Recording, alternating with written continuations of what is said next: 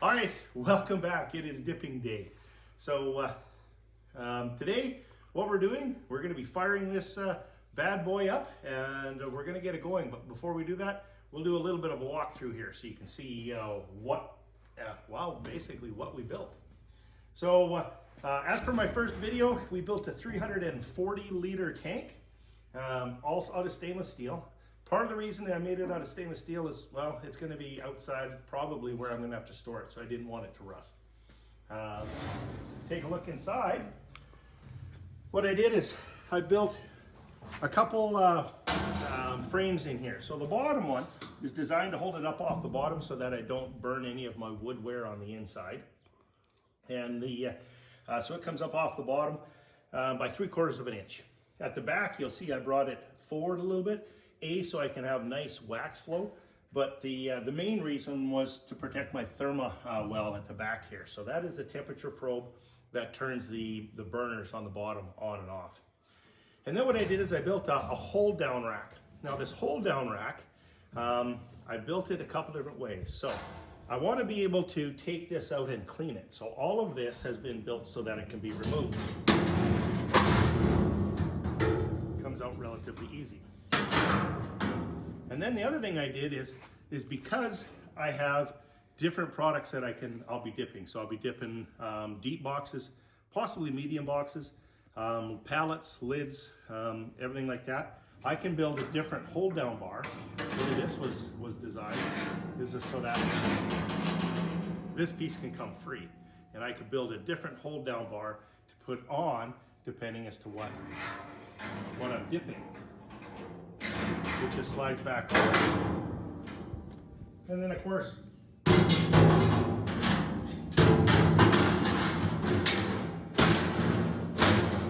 it just locks right back down inside. Now, one of the other things I did in the design of this, if you take a look on the inside here, as you close the lid, you can see at the back, there's a fairly large gap there. I'll close this down and we'll go around to the back and show you why that is there. So I built this opening here so that any of the water vapor coming out of the boxes is going to come out back and away from me. So as I'm standing at the front here loading the boxes, all the water vapor from this and steam is going to exit out the back. Just keeps the whole a little bit safer in the front. Then of course, because stainless steel is expensive, we just used regular black iron or carbon steel for the frame. That's all that's painted red. I will insulate this, so I have a 1-inch gap all the way around. So I will insulate this. I'm just running out of time right now. So we're gonna get some boxes and stuff like that dipped so we can get the bees split here before they decide to hit the trees. If you come down on the end here,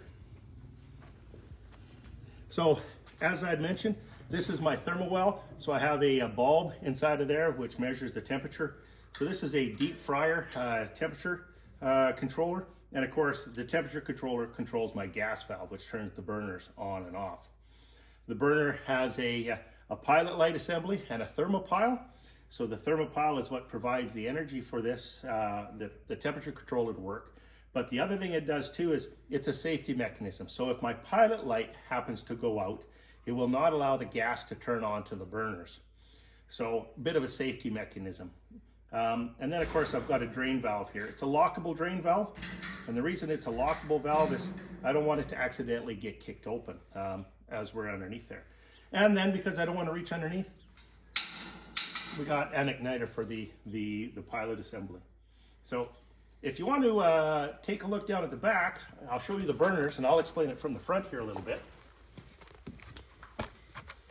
So underneath you can see our pilot assembly. These burners here, each one of these burners, originally with the original orifice size was 75,000 BTUs. We have drilled the orifice size out. Now make sure that you check with your local contractor and stuff like this, so know what you're doing. But now that this is drilled out from the header, each one of these burners will produce about 100 to 135,000 BTUs, depending on whether it's natural gas or propane. We do have the availability, if need be, we can extend and put 2 more burners on the outside, but I don't think we're going to have to.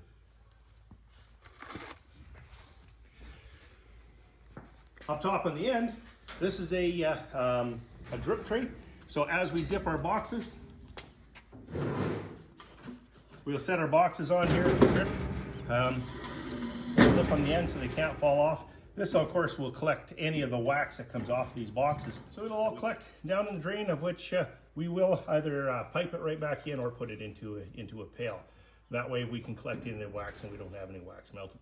So without further ado, let's get this thing filled up with wax. Let's get it fired up, and we'll show you the whole process as we go.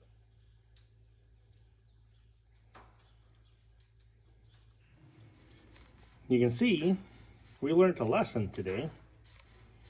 So we had our wax sitting on top of the brackets under there when we first fired it up. And of course, as the wax dripped down, it would smoke off. So it took us a little bit to figure out what was going on, but we got her figured now.